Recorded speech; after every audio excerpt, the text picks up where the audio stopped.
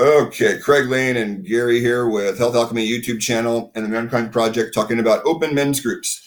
And what does it mean to be a man in the 21st century?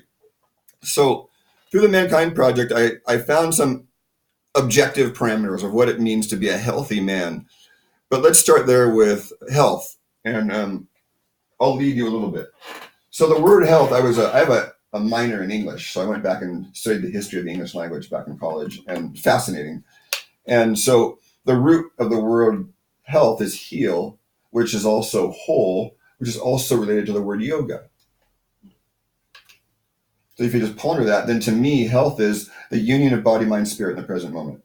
You're totally present. You're not distracted by the present or the past or the future. They can still occur, but you're not identified. Consciousness isn't identified with that. That's health to me. That's why I eat well, because I don't have that if I don't eat well. I'm a fucking mess. You're in the world, but not of the world? Yes, but I have to feel stuff. So Yogananda, Swami Kriyananda asked Yogananda, how do you do that? And Yogananda said, well, you can feel it like you're oil on water. And I was like, oh, I can dig my teeth into that. Yeah, oil on water, like you're going to slide around the world and move through it, but I'm not. That's how you feel it, huh? Oh, that's interesting.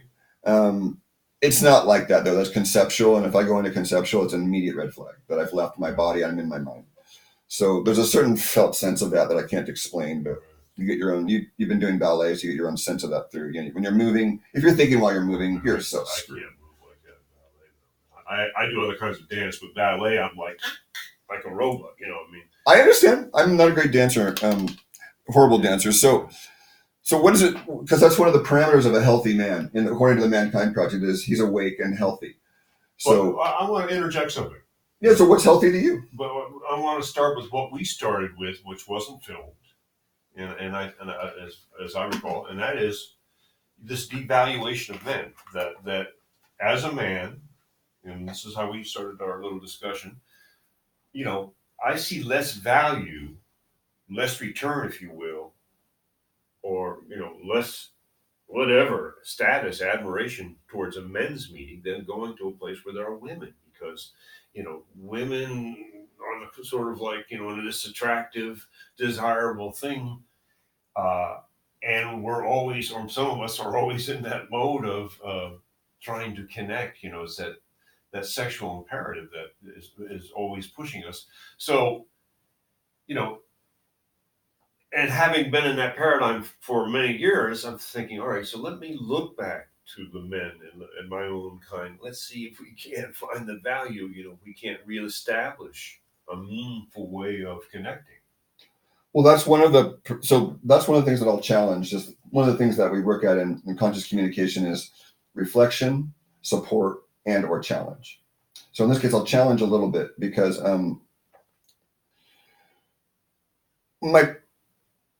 my premise, let's see, I'm losing the tangent already. I think that to be awake and healthy, so if we fall asleep at the wheel, then we get caught in the programming, which I judge is for me, I'm a sexual thinker myself.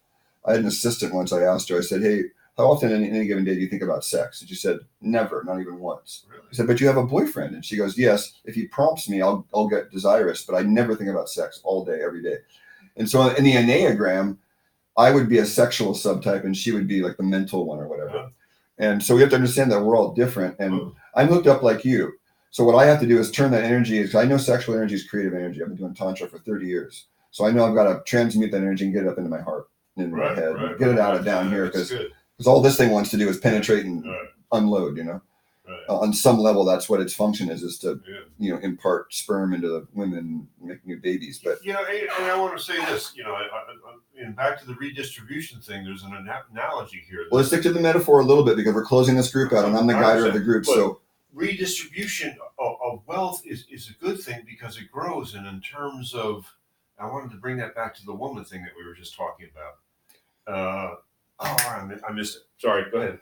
Well, I'm going to go through the parameters, and it's going to fit in with one of these. Okay. So the way of the new warrior is to be awake and to be healthy. And we'll start with those two. So we just said we've established what is health in my high standards. For a lot of people, they're going to have different definitions and value of health.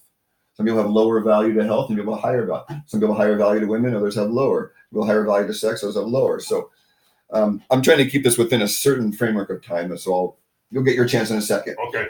So I remember. to be awake, then we'll take it back to these fundamentals right here. Okay. To be awake, then I've been asked, well, how do you define whether you're awake or asleep at the wheel?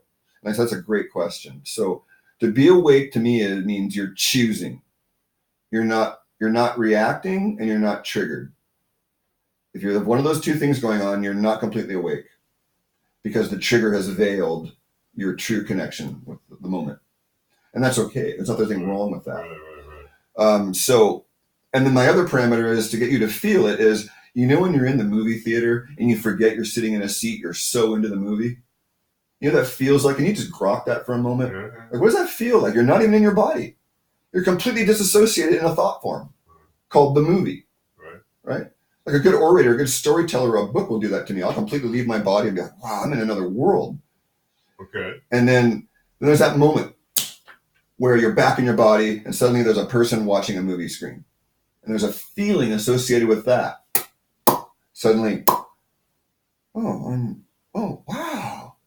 It's like magic. Mm-hmm. We're doing alchemy. We don't even know we're doing it. There are two distinct states of being. One's disassociated in the mind, and the other is dropped into the body. Mm-hmm. This one is a form of, that's why we go to the movies. They even say it, escape to the movies. Mm-hmm. They even say it. Yeah, so they're creating a thought form to you go reside in for 2 hours. That's what they're doing. Okay, you're residing. You're talking about spirit before matter. Here's your example. Let me finish what I was saying earlier, and that is by taking the energy away from what some might consider to be the exploitive sex organ of the male and bringing it up into the heart, as you were saying. Yes. It's like the analysis or the analogy with the financial thing. By redistributing, both parties benefit. I'm finding that by moving away from that purely sexual orientation with women and more up in the heart, that both of us benefit. Well, it's because the beings that have been controlling this planet, or people, or whatever you want to call them, or they even did studies in psychiatry. There's a certain percentage of the population that they just have no empathy. Oh, yeah. Well, the narcissism. And that's where it comes from. It's like, to them, the world is a stratego board. And it's just do this and that, and it's very dry. It's much more prevalent than people think. Oh, way more. Yeah. My friend I was just telling you about, that's calling out on these websites, the financial industry and the Airbnb industry and this, and that's what I'm going to start doing, because Weebly and these websites on Wix, free websites. Our culture supports these people and actually enhances these people, because our culture is very narcissistic. Well, we're in a sleep culture. So back to that, we're in a sleep culture because we believe propaganda. Our news is propaganda, and we believe it. So the next one is to be healthy, to live life with integrity. So to be a man in the 21st century, well, how to define integrity then? To live, what does that mean? So remember I told you earlier, I have a set of core values, and am I aligned with them? So for example, if I value taking care of old people, I value taking care of kids, I value the ocean, someone else might not. So my integrity is my alignment with my values. And here's an example where to live life with integrity, and there's another thing about accountability. So if I'm going to be late to group, for example, I'm driving here and I see an old lady that's fallen over in the sidewalk, and my value system says I have to help her, but then I'm not going to be on time and I'm out of accountability. So I like to say my integrity trumps my accountability, because that lady could die, and the men in the group can wait. Okay. So see, that's where they don't necessarily always go in alignment, do they?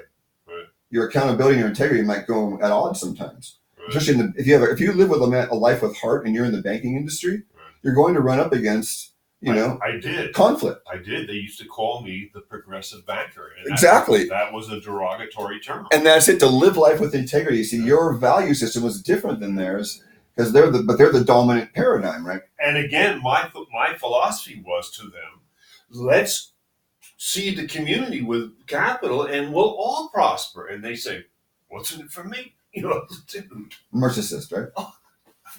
So short-sighted. To empower himself and others is another mark of the healthy. We're at almost a 10-minute mark, so we're going to button this up in a minute. To empower himself and others. So there's an example right there. You just said it. Those bankers aren't about empowering others, and not even themselves is what's funny. Yeah, right. It's self-destructive. Yes. So you see, the healthy male is actually regenerative to the planet. To live life with mission. See, we were just talking about that again. So mission could be translated as, what's your purpose here? Because what, I share it openly. I've had suicidal ideations for 34 years or longer. And so it's very seductive to me. And so if I don't have a purpose here on earth, then suddenly that voice comes in. Oh, it's going to be so much better on the other side. Because I've been on the other side, bro, many times. I've kept choosing to come back. I'll repeat that. I've been on the other side. I know what it's like to be dead looking down on my dead body. It's happened. It's freaking weird. And it's free. And it's blissful. Because there's no pain. Or let me ask you this. Well, let's finish this. Wait, this is a great finish. Live life with mission and purpose. Okay. This is a good finish. Okay. How many other men do you think are out there who have the same sorts of issues? And I think the issue is that we're being denied our destiny. We're being denied Yes, we are. the capacity and the opportunity to express the true beings that we are. So I'm wondering, could these men's groups somehow facilitate, our awareness and our ability and our willingness, our capacity to step up and say, this is who we are? Well, it's like the old town hall meeting, right?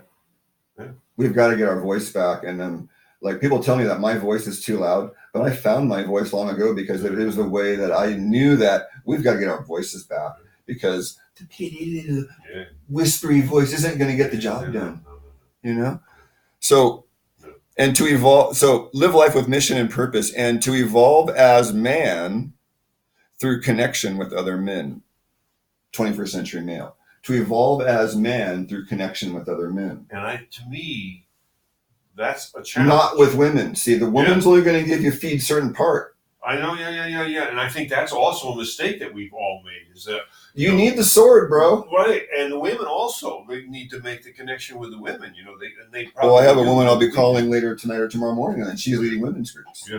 So yes, we all need to. It's like interdependence. We're independent, but there's an interdependence obviously between the two sexes. And whatever I've said enough.